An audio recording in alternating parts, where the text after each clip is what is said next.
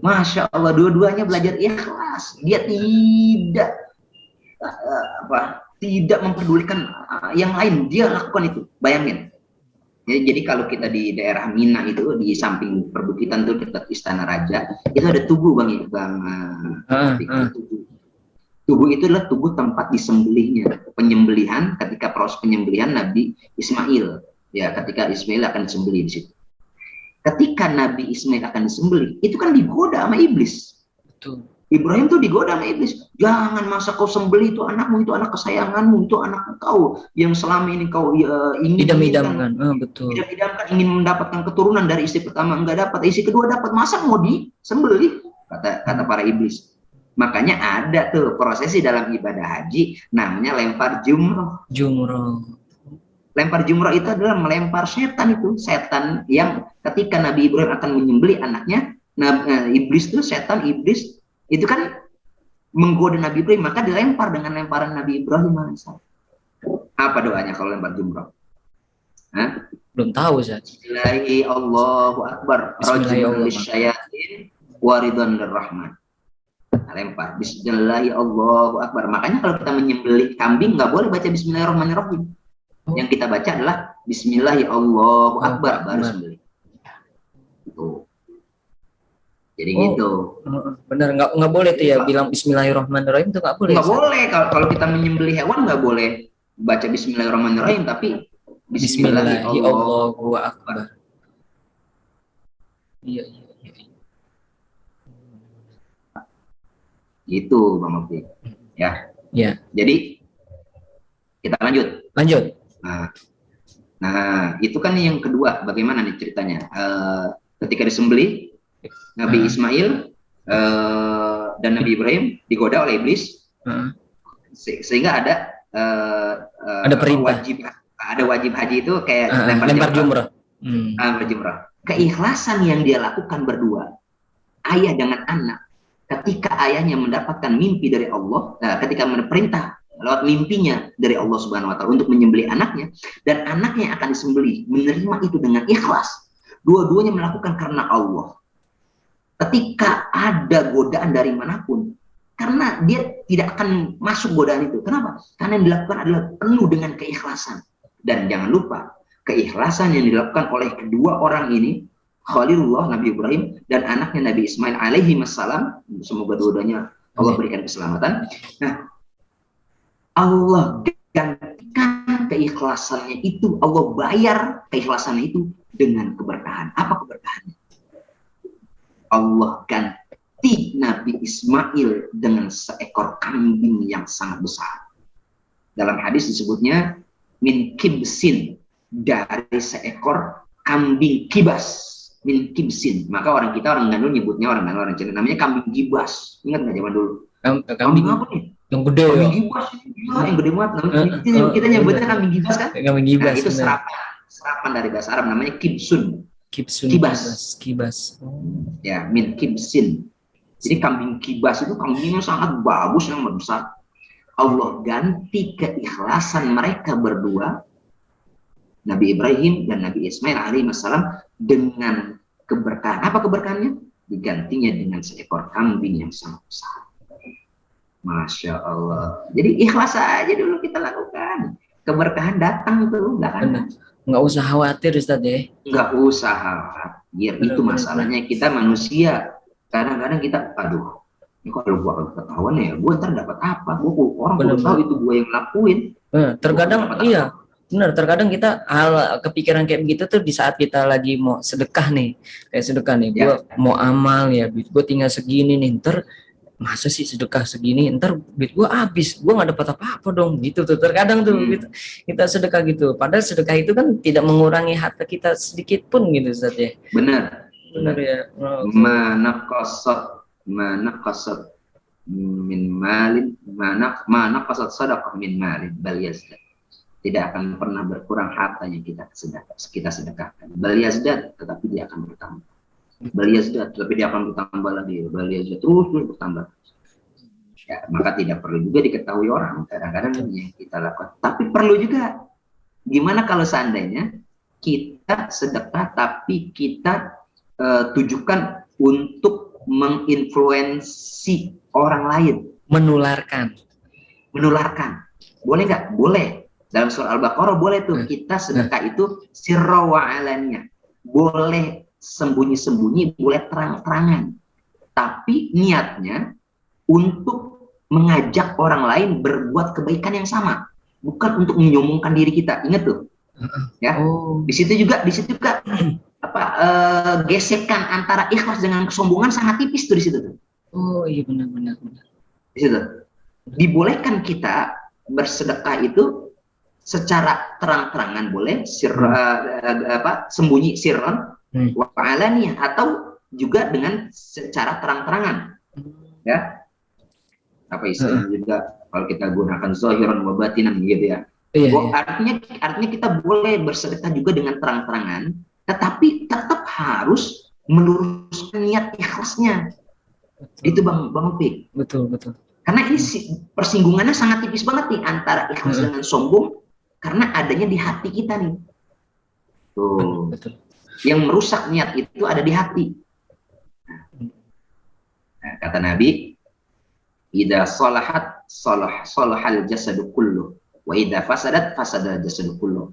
Ada sesuatu kalau dia baik semuanya akan baik, kalau dia rusak semua akan rusak. Ala wahyal qalb. Apa itu? Hati. Kalau niatnya sudah salah, maka rusak amalnya.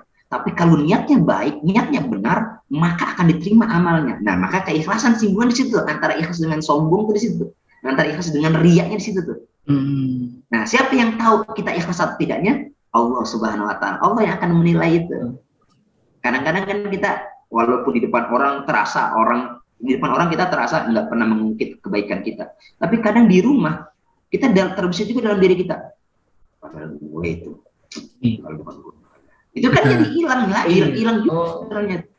Maka singgungan antara riya atau kesombongan kita dengan keikhlasan itu sangat tipis banget. Ala wahyal qalb. Adanya di sini nih, di hati kita.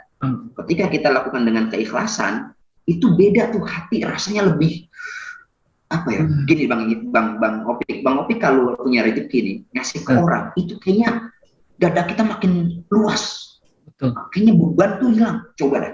Betul Zat. Itu beban tuh hilang. Kita ngasih nih, tong sini tong, nih buat lu jajannya 5.000 aja. Itu kayaknya beban di hati kita hilang. Semakin kita ngasih banyak, itu semakin hilang. Itu tandanya adalah keikhlasan yang kita lakukan itu benar-benar. Tapi ketika kita ngasih, dada kita, hati kita tidak semakin lapang, berarti ada masalah di situ. Sebenarnya secara jasad kita bisa merasakan itu. Oh, nyetrum gitu ya. Kalau kita ngasih ikhlas sama nggak ikhlas itu berasa, Zat. Benar. Berasa, benar. Antum ngerasain sendiri aja, coba. Benar. Tapi terkadang gini, Zat. Misalkan kita dengan pasangan, misalkan suatu ketika kita jalan berdua, tiba-tiba ada copet. Nah, seorang suami ini nolongin nih si ibu, selesaikan copetnya keambil. Nah, ibu itu terima kasih dan sampai kita nolongin ikhlas. Tapi sampai di rumah cerita semua orang nih, yang cerita bukan suaminya gitu, tapi seorang istri. Itu untung ada suami saya tuh, kalau enggak tuh. Nah, itu hitungannya gimana saja? Sama juga atau gimana Zat? Nah, antum karena itu partner pasangan, sampaikan kepada dia, cukup udah nggak usah disebut boleh gitu. Atau memang itu kan bagian ada orang yang ketika kita melakukan kebaikan, ada orang lain yang mensupport kebaikan kita, yang fungsinya untuk bisa menginfluensi orang lain agar berbuat yang sama. Contoh, ada orang misalnya dia pimpinan perusahaan atau dia punya perusahaan, dia selalu melakukan kebaikan tapi dia nggak pernah ceritakan itu kebaikan dia. Yang membicarakan kebaikannya siapa? Anak buahnya, karyawannya. karyawannya. Heeh. Ini sebenarnya dari bos saya, itu cuma orangnya nggak mau disebutkan namanya, tapi fungsinya untuk menginfluensi orang lain, atau ini dari bos saya Pak ini, tapi dia jangan jangan sampai dia tahu ya saya sampaikan ini sebenarnya. Itu dia mungkin punya niatan untuk menginfluensi orang lain, untuk menularkan kepada orang lain, gitu kan. Nah, niatnya baik juga, tapi memang benar-benar yang dia lakukan benar-benar niatnya untuk menginfluensi orang lain, bukan untuk membuat ria ingin dilihat, enggak. Makanya sekali bilang tadi, singgungan antara ria dengan ikhlas itu sangat tipis banget. Ya, irisan sangat tipis, sangat berdekatan, hati-hati itu dikit banget, tipis banget. Makanya benar-benar dalam hati kita harus benar-benar ini saya lakukan ikhlas kepada Allah. Kenapa? Karena dari keikhlasan itu akan berbuah keberkahan. Ingat ya, dari keikhlasan dia akan berbuah keberkahan. Masya Allah. Bang Opik, surup tuh gambarnya ontak kan. Wah, ajib. Silakan Ustaz. Nah, ini kan juga kayak Ana ngambil pelajaran tuh dari Khalifah Umar bin Khattab ketika beliau melihat di satu penduduknya itu sedang terjangkit wabah penyakit. Nah, ketika itu ada satu pendudukan yang nggak tahu Khalifah Umar itu nengok ke warganya, tapi ada satu warga yang nggak tahu bahwa itu Khalifah Umar. Khalifah Umar dia cerita, ini Khalifah Umar tidak turun tangan dengan menengok penduduknya, warganya setempat gini-gini. Pokoknya Khalifah Umar dihina-hina kan. Tapi kata sahabat yang lain, ya Khalifah, kenapa kamu tidak marah, sedangkan ini dia mau cerita kalau ini presiden lu ini gitu. Nah, tapi dia orangnya gitu, tapi Sayyidina Umar nggak bilang udah cukup, nggak usah gitu, biarkan. Tapi tetap sampai akhir tuh Sayyidina Umar tidak memberitahu bahwa ini sebenarnya Khalifah itu yang memberikan bantuan gitu. Nah, itu perlu dicontoh juga seperti itu saja pemimpin kita seperti itu ya. Iya, harusnya memang gitu. Tapi kan kalau pemimpin itu kan dia ada protokoler ya. Betul. Nah, dia ada protokoler satu. Dia harus ketahuan siapa yang ngasih, karena itu kan nanti ada laporan keuangannya. Iya, benar. Iya kan, dia akan diaudit. Dia akan diaudit, beda dengan zaman dulu mungkin. Betul. Ya. Sekarang kan harus diaudit, harus ketahuan siapa pejabat yang yang penanggung jawabnya. Oh iya, nanti kan di akhir jabatannya pasti bakal ada hitung-hitungannya. Iya, itu kan harus diketahui. Harus akuntabel kan. Benar Ustaz. Harus itu kalau pejabat sekarang. Betul. Itu makanya kita melihat hukum itu, kalau dalam kaidah itu al-hukmu ma'ilatihi. Kalau kita memahami hukum itu tergantung dengan ilatnya, keadaan, konteksnya. Mungkin zaman Umar bin Khattab tepat demikian. Nah, kalau untuk pejabat zaman sekarang dia nggak bisa, misalnya ada bansos. Siapa nih? Nggak tahu nih, dari hamba Allah nih bansosnya gitu. Ya enggak lah, pasti bansos dari misalnya ya dari Kementerian Sosial, dari siapa kan gitu. Kecuali secara personal. Nah, ini bukan pemerintah misalnya, kita lah secara personal. Tiba-tiba ya zaman dulu kan ada, kita dengar kisahnya misalnya Khalifah Umar bin Abdul Aziz, ketika malam dia saat rakyatnya tertidur, dia keliling kampungnya, dia keliling negerinya, dia melihat rakyatnya. Ya, Khalifah Umar bin Abdul Aziznya ini ya. Dia melihat rakyatnya, ada yang kelaparan dan malam hari, ada yang nggak bisa tidur, ada yang sakit, gitu kan. Ketika dia kirim bantuan, rakyatnya nggak perlu tahu dari siapa. Itu banyak lah kisah-kisah begitu. Ini sebenarnya bisa ditiru oleh kita. Itu banyak banget hal-hal yang demikian. Cuma kadang memang iman manusia ini kan Bang Opik kadang naik, kadang turun, tergantung dia bergaul sama siapa. Jadi manusia tuh kita nih, kita akan rusak tergantung dengan bergaul dengan siapa kita, dan kita akan baik juga bergantung juga dengan bergaul dengan siapa. Betul. Itu apa dalam situ almar'u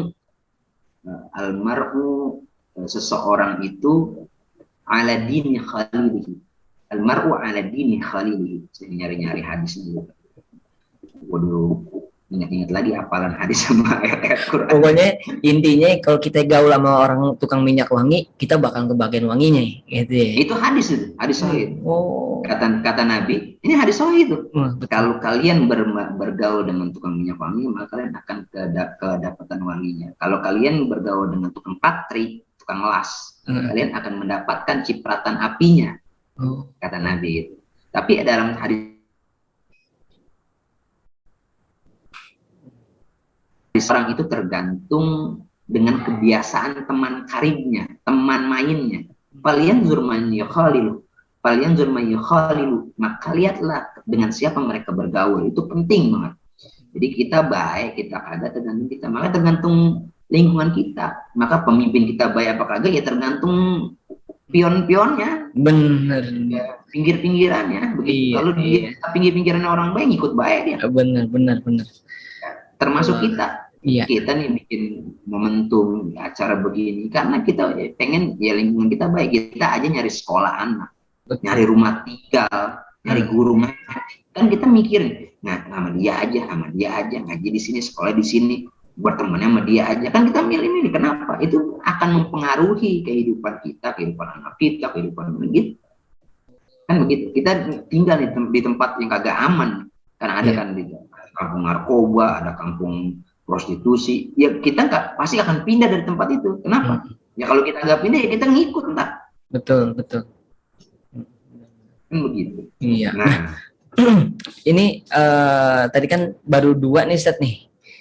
Nah, yang ketiganya ini tadi kita ngambil pelajaran keikhlasan dari Nabi Ibrahim kan ada 3 nih. Yang pertama, ketika Nabi Ibrahim tidak dibakar. Yang kedua ya, keberkahannya apa tuh? Keberkahannya yaitu nggak kebakar. Tidak mempan dibakar api. Nah, yang kedua itu ketika menyembelih anaknya yaitu Nabi Allah Ismail. Ya, keberkahannya apa?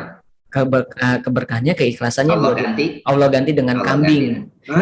Kibas. Dibayar. Betul, Masya Allah. Nah, yang ketiga nih apa sih? Yang ketiga Bang Opik yang jelasin.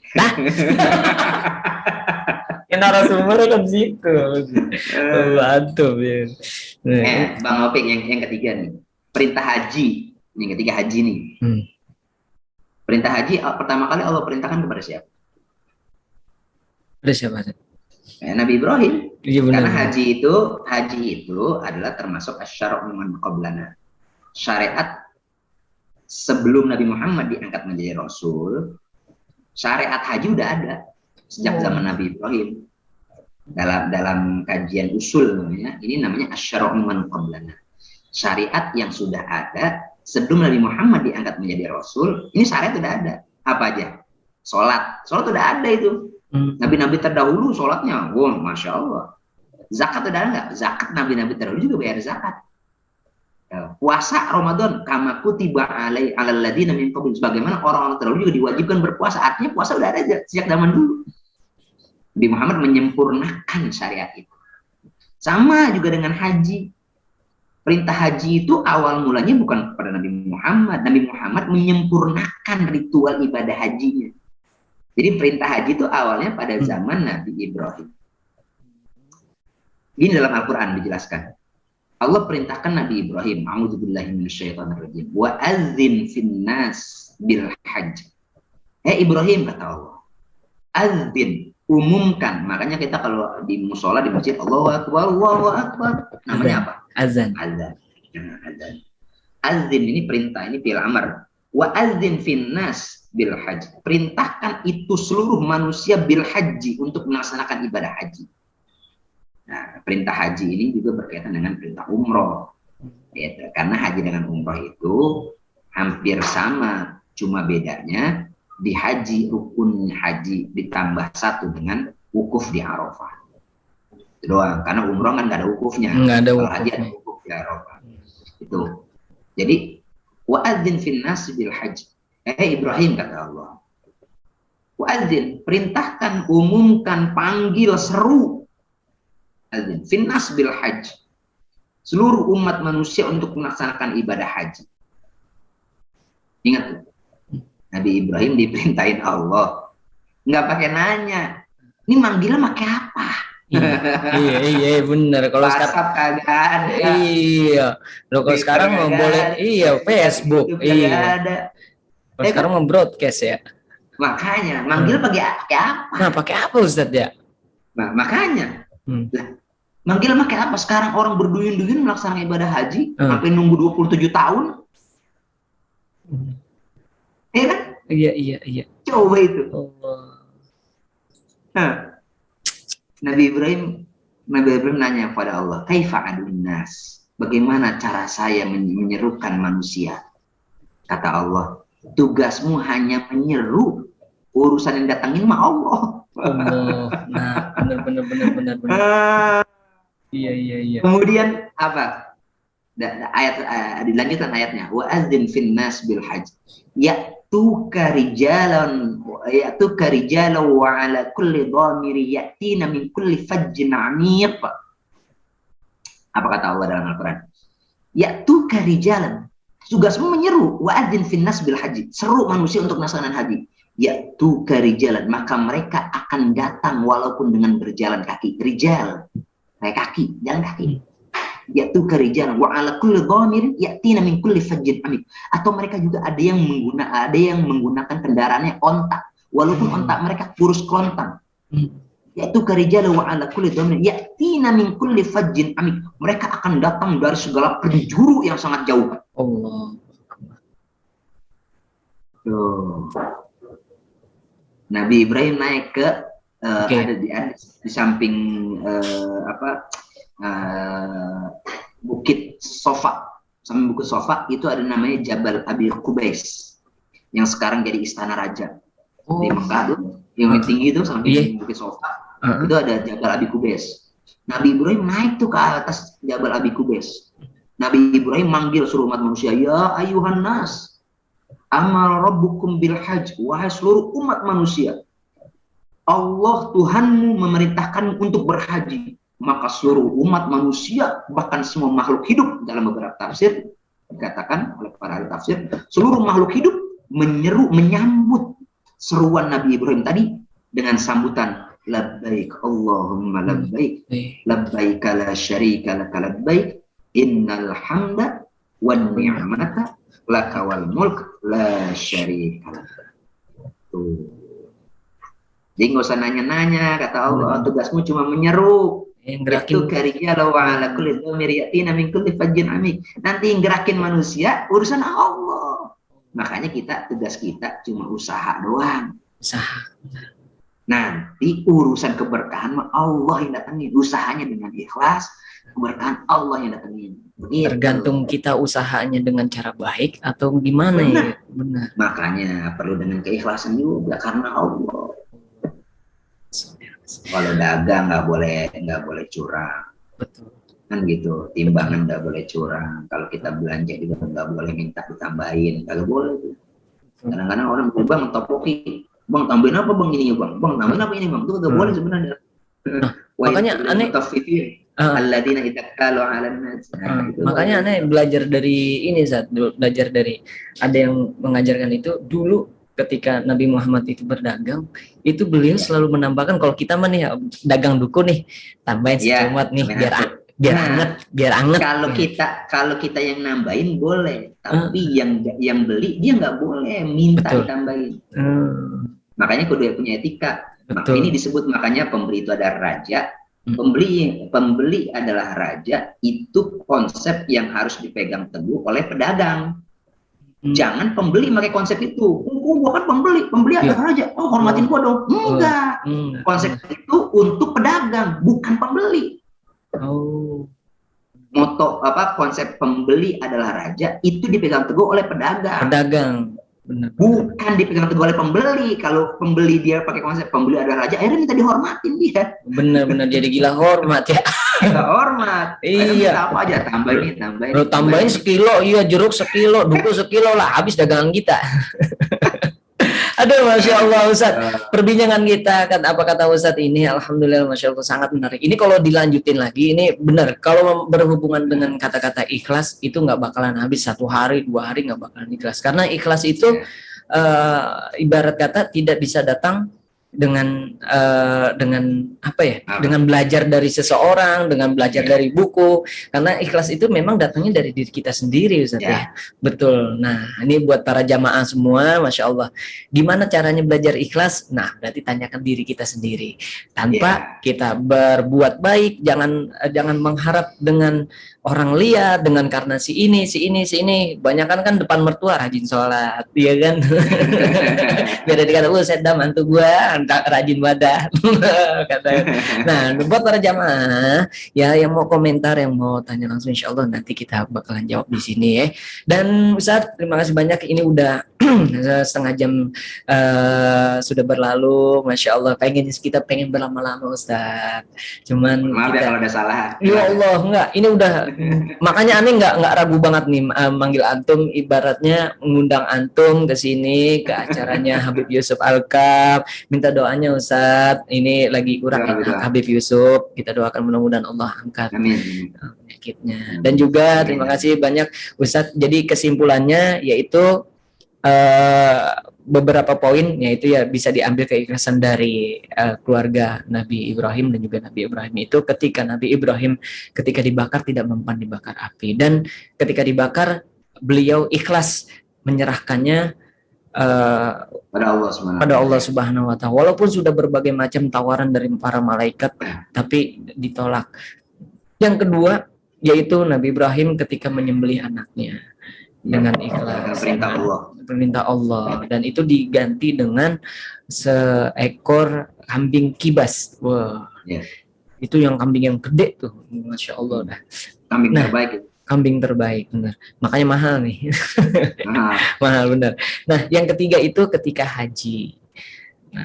Nah, ketika Allah perintahkan untuk menyeru, betul. Keberkahannya adalah Allah datangkan orang-orang walaupun dari penjuru yang jauh, mereka jalan kaki, mereka menaiki unta, mereka yang kurus kerontang, Allah akan datangkan itu. Jadi keikhlasan itu dibayar dengan keberkahan, didatangkan orang begitu. Bahkan saking berkahnya, sekarang orang harus menunggu puluhan tahun untuk melaksanakan ibadah haji. Oh, saking ikhlasnya nunggu tuh sampai nggak berasa tuh. Kan kita nggak tahu umur sampai kapan ya Ustaz. Tapi aku yakin gue nyampe nih 20 tahunan gitu. Gue nyampe umurnya nih demi gue haji gitu kan. Allah ya Rabb. Udah nyetar Bang Opi, udah nyetar. Aneh baru nyetor kagak jadi kan. Udah 2 tahun ya Allah ya Ustaz, doain dah Ustaz dah. Emang udah niatan kita, mudah-mudahan kita semua nih pandemi ini udah cepat berlalu deh. Kita pengen ke rumah Allah, ke Baitullah, kita pengen pergi umroh, pergi haji, pengen berangkatin keluarga semuanya ya. Nah, terima kasih buat para jamaah yang sudah menyaksikan kita di kata Pak Ustadz. Jangan lupa saksikan, like, comment, and subscribe di YouTube-nya Habib Yusuf Alkaf Official. Nah, dan juga setiap hari Selasa, Kamis, dan juga hari Minggu. Nah, jam 7 malam atau jam 19 WIB waktu Indonesia Barat. Nah, bersama ustadz-ustadz pilihan kita yang alhamdulillah nanti kita bakalan ada ustadz-ustadz juga. Nanti kita bakal gabungin nih ustadz-ustadz yang udah masuk di kata Pak Ustadz itu kita bakal ngumpulin, dan kita ibaratnya kumpul, namanya kalau ini apa ya bahasa Betawi yang ngeriung. Ngeriung. Nah, Ustadz terima kasih banyak buat Ustadz Ambia Abdullah, mudah-mudahan sehat selalu. Dan sebelum kita tutup, alangkah baiknya kita meminta doa dari Ustadz kita yaitu Ustadz Ambia Dahlan kepada Ustadz Ambia. Fadhol untuk memimpin doa.